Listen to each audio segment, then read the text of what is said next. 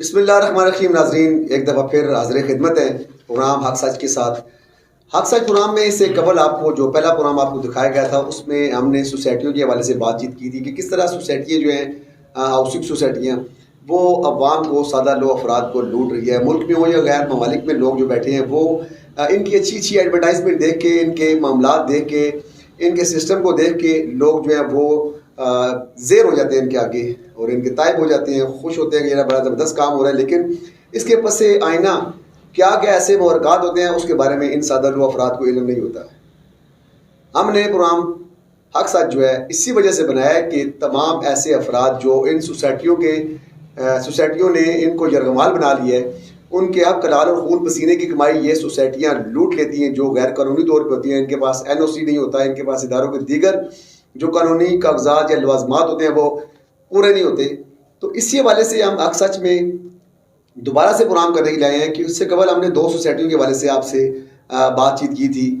ایک سوسائٹی پہ تو FIR ہو چکی ہے، سارے اس کے معاملات جو ہیں وہ اس وقت ہمارے پروگرام کے بعد جو مطلوبہ ادارہ ہے انہوں نے FIR کٹوا دی ہے. اس کے بعد ایک اور سوسائٹی ہے جس کا نام ہے ہاکس مالبرو. اسی حوالے سے بات چیت کریں گے کہ کیا ایسی وجوہات ہیں کہ ہاکس مالبرو کے حوالے سے اس وقت جو انتظامیہ ہیں یا ذمہ دار ادارے ہیں یا ہمارے قانونی جو محافظ ہیں وہ اتنے بے بس کیوں نظر آ رہے ہیں، کیا ایسی وجوہات ہیں. سلمان خان صاحب میرے ساتھ موجود ہیں اور ہم نے سابقہ پروگرام میں بھی یہ بات کی تھی کہ سوسائٹیوں کے جو مالکان ہیں، اگر ہم پروگرامس بنا رہے ہیں تو سوسائٹیوں کے جتنے مالکان ہیں ہم نے ان سے بھی برملہ اس بات کا کہا کہ وہ ہمارے پروگرام میں ہم سے رابطہ کر کے، ہمارے نمبرز جو ہیں وہ چل رہے ہیں اسکرین پہ بھی، تو ہمارے ساتھ رابطہ کریں. اپنے بارے میں کوئی موقف دینا چاہیں تو ہم ان کا موقف جو ہے خوش دلی کے ساتھ اپنے پروگرام حق سچ میں چلائیں گے. تو میرے ساتھ اس وقت اس پروگرام میں چونکہ آپ کو علم ہے کہ یہ پروگرام جو ہے آگے لے کے چل رہے ہیں، میں اور میرے ساتھ سینئر صحافی جو ہیں سلمان خان صاحب موجود ہیں. اور ہمیشہ جو تحقیقاتی بات ہوتی ہے، جو نظریاتی بات ہوتی ہے، جو انویسٹیگیٹو بات ہوتی ہے، وہ سلمان خان صاحب اس میں بڑے زبردست انداز کے ساتھ مکمل ثبوت کے ساتھ پیش کرتے ہیں. السلام علیکم سلمان خان صاحب. جی وعلیکم السلام. سلمان خان صاحب، آپ یہ بتائیں کہ ہم نے اس سے قبل بھی انہیں سوسائٹیوں کے حوالے سے بات چیت کی، ہم نے بڑا زبردست پروگرام بنایا جس سے بہت زیادہ آؤٹ پٹ ہوئی ہے اور بہت سے ایسے لوگ جنہوں نے ان سوسائٹیوں کے حوالے سے کچھ فائلیں خریدی ہوئی تھی، جب ان کو پتہ چلا کہ ان کے پاس NOCs وغیرہ یا کوئی ایسی اختیارات، حکومتی اختیارات موجود نہیں ہے، اداروں کے اختیارات موجود نہیں ہیں، تو انہوں نے اپنی فائلیں واپس کر لی اور ہمیں فون بھی باقاعدہ کیے. بہت سے لوگوں نے اس حوالے سے ہمیں بتایا بھی. تو آپ یہ بتائیں کہ جو مجوزہ جس سوسائٹی کے بارے میں بات کر رہا ہوں ہاکس مالبرو، اس حوالے سے تھوڑا سا تفصیلات سے آگاہ کریں کہ ابھی جو ادارہ ہے RDA وہ اس سوسائٹی کے حوالے سے کیا پیش رفت کرنے جا رہا ہے. کیونکہ سابقہ پروگرام میں یہ بتا چکے تھے، جو موجودہ پروگرام ہے اس میں بتا چکے ہیں اور بتا بھی رہے ہیں کہ ان کے جو کارندے ہیں، جو ان کے سرکاری ملازمین ہیں، ان پہ حملہ کیا گیا تھا تھانہ رواد کی طرف سے. ان کے اوپر کسی قسم کی FIR نہیں کاٹی گی. کیا معاملات ہیں، کیا واقعات ہیں اور کیا ایسے شواہد ہیں جو ہم اپنے ناظرین تک پہنچائیں. تو سلمان خان صاحب اس حوالے سے ذرا آپ ناظرین کو آگاہ کیجیے گا. جی بہت شکریہ بری صاحب، آپ نے بڑا زبردست اس پروگرام کا انٹرو دیا. ہم نے پچھلے پروگرام میں یہ بات بڑی بزور کہی تھی کہ جو سوسائٹی کے آنرز ہیں وہ اپنا موقف ہمارے پروگرام میں دے سکتے ہیں. ہم نے ون سائڈڈ اسٹوری کبھی بھی نہ چلانے کا بولا اور نہ چلانے کا کہا.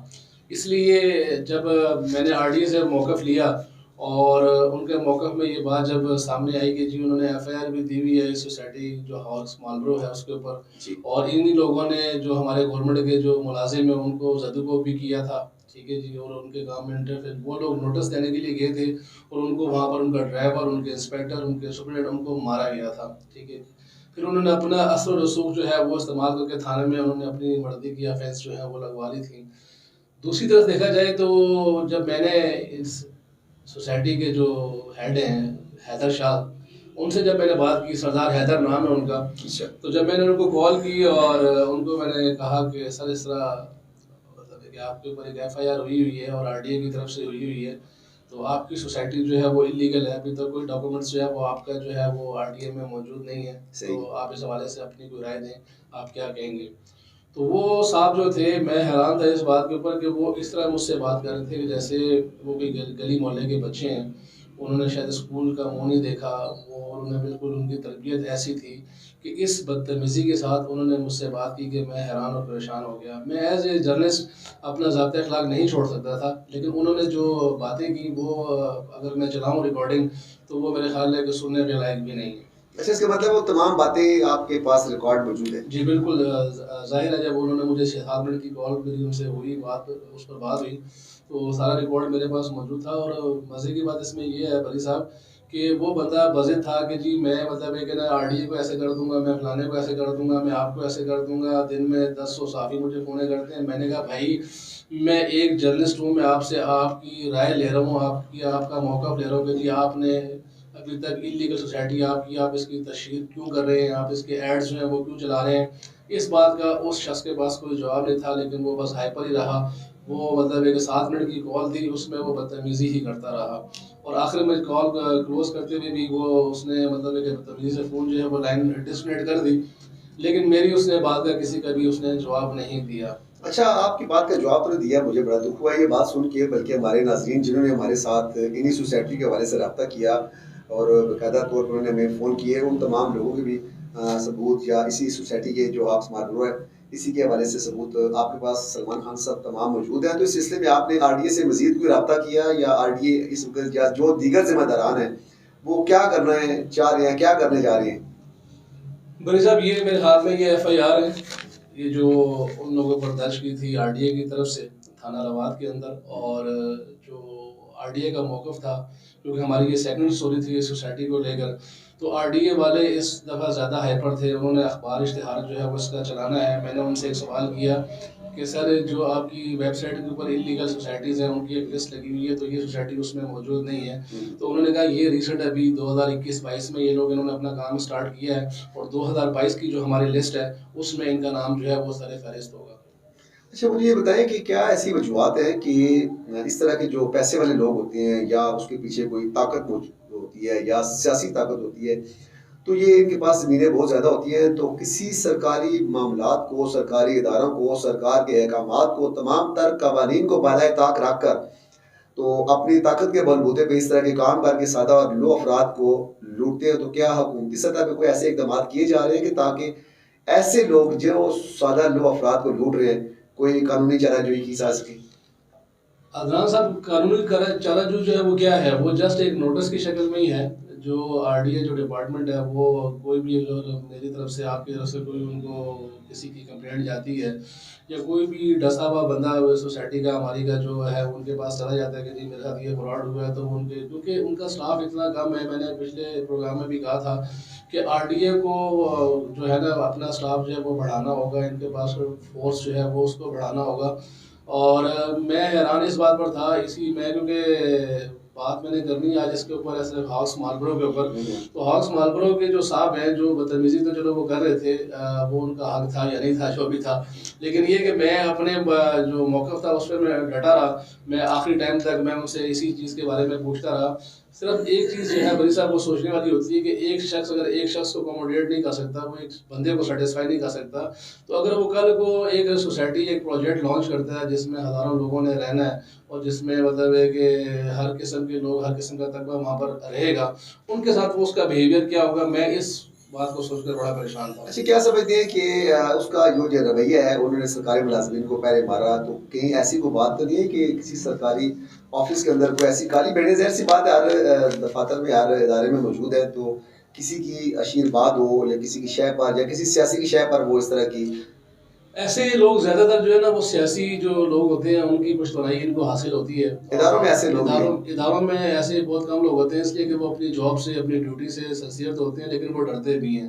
اس وقت آپ کو پتہ ہے سوشل میڈیا کا دور ہے اور ہر چیز 1 منٹ میں 1 سیکنڈ میں منظر عام پر آ جاتی ہے، وہ ریکارڈنگ کی شکل میں، وہ فوٹیج کی شکل میں آ جاتی ہے. تو سرکاری ملازم جو ہے اس کے وہ تو اپنا دائرہ کار میں بیچارہ کام کر رہا ہے، لگا ہوا ہے کسی نہ کسی طریقے سے. لیکن یہ جو طبقہ ہے جو کروڑوں روپے کسی کے انویسٹ کروا دیں گے یا اپنے انویسٹ کر لیں گے.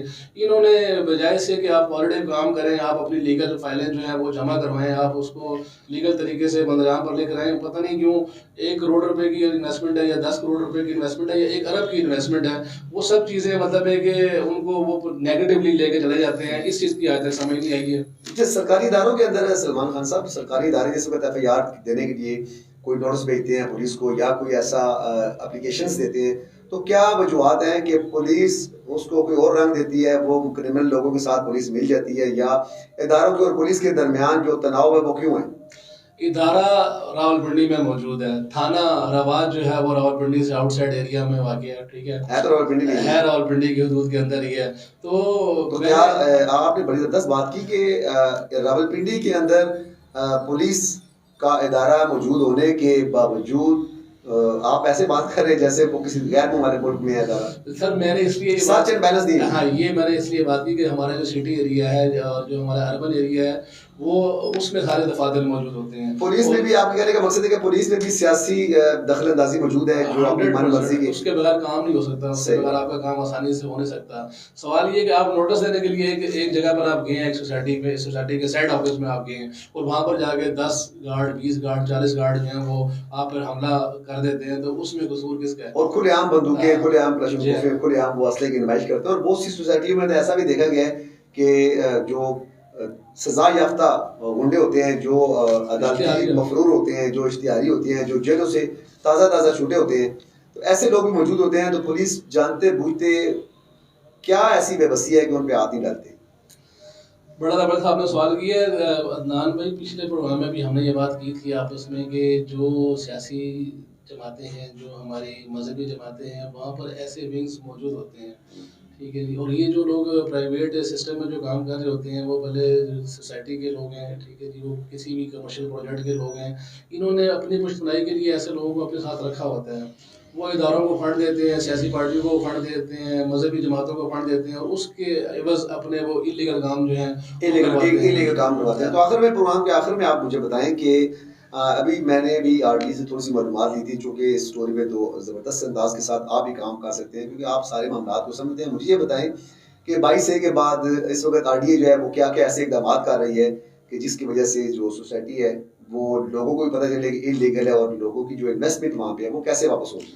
یہ جو ہاکس مالبرو ہے, اس کے بارے میں جو RDA کا موقف ہے وہ بڑا سخت رہا. میری کافی دیر تک ان سے بات ہوئی اور وہ چیز بھی میرے ریکارڈ میں شامل ہے عدنان صاحب. لیکن یہ کہ جو RDA کا موقف تھا وہ بڑا اسٹرانگ تھا, اور وہ کبھی بھی کسی بھی صورت ایسی سوسائٹی کا, اس کے علاوہ اور بھی ایک GC ہوم کا ذکر آپ کو پتہ ہے, کل ہم کر رہے تھے بیٹھے ہوئے کہ ہمارے پاس اس کے کچھ ایویڈنس آئے ہیں. وہ GC ہوم والے جو ہیں وہ بھی ان کے پاس جگہ تک نہیں ہے, ان کے پاس کوئی ابھی تک انہوں نے فائل جو ہے وہ سبمٹ نہیں کروائی ہے, اور وہ لوگ جو ہیں وہ بھی اپنی تشہیر بھی کر رہے ہیں. الدین مارکیٹنگ ہے, کوئی ایک مارکیٹنگ کمپنی اور ہے, ان کا بھی کڑا کما ہونا چاہیے.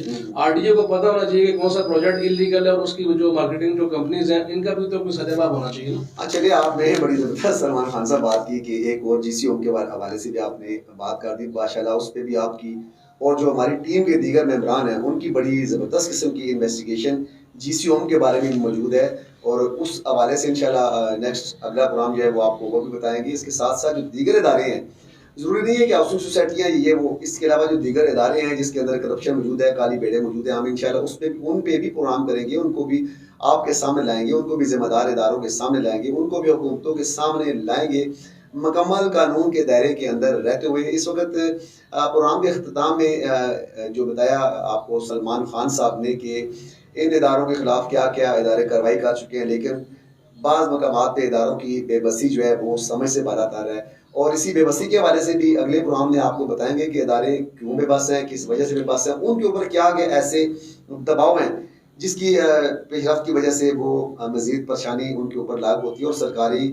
کسی ملازمین کو مارنے کا جو مطلب ہوتا ہے اس کے حوالے سے کوئی بات کی جائے تو وہ سمجھ لیں کہ ذاتی طور پہ قانون پہ اور کار سرکار میں مداخلت. کار سرکار جس وقت مداخلت ہوتی ہے تو ظاہر سی بات ہے اس کے اندر سرکار کو بھی اپنا کردار ادا کرنا چاہیے, سرکار کو بتانا چاہیے کہ سرکار ہے, اور اس کے کام میں رکاوٹ ڈالنے والوں کو کیا کیا سزائیں تجویز کی جا سکتی ہیں. اس حوالے سے سرکاری ادارے جو ہیں ان کی بے بسی کو حکومتوں کو بھی چاہیے, جو حکومتوں کے اندر ذمہ دار بیٹھے ہیں, چاہے ان کی پشت پناہی میں اسی طرح کے مالدار لوگ موجود ہیں, لیکن قانون سب کے لیے برابر ہونا چاہیے. سرکاری ادارے میں رہنے والے جو ملازمین ہیں ان کی بھی اتنی رسپیکٹ, ان کا ہی اتنا ہی پروٹوکول, ان کی اتنی عزت ہوتی ہے. اور اپنے ملک پاکستان کو چھوڑ کر بیرون ممالک میں جا کے جو لوگ کام کرتے ہیں, محنت کرتے ہیں, کمائی کرتے ہیں اور پاکستان میں آتے ہیں کہ اپنے ملک کے اندر آ کے ہم اپنی انویسٹمنٹ کریں گے, یہاں پہ آ کے بھی وہ لٹ جاتے ہیں. اور پھر دیگر ممالک کی جہاں سے وہ کما کے لاتے ہیں ان ممالک کی تعریف کرتے ہیں. تعریف ہمیشہ پاکستان کی ہونی چاہیے, پاکستانیوں کی ہونی چاہیے, اور ساتھ ساتھ پاکستان کے ادارہ کی ہونی چاہیے. اپنے میزبان چودھری عدنان بری کو سلمان خان صاحب کے ساتھ دیں اجازت. اللہ حافظ. پاکستان زندہ باد.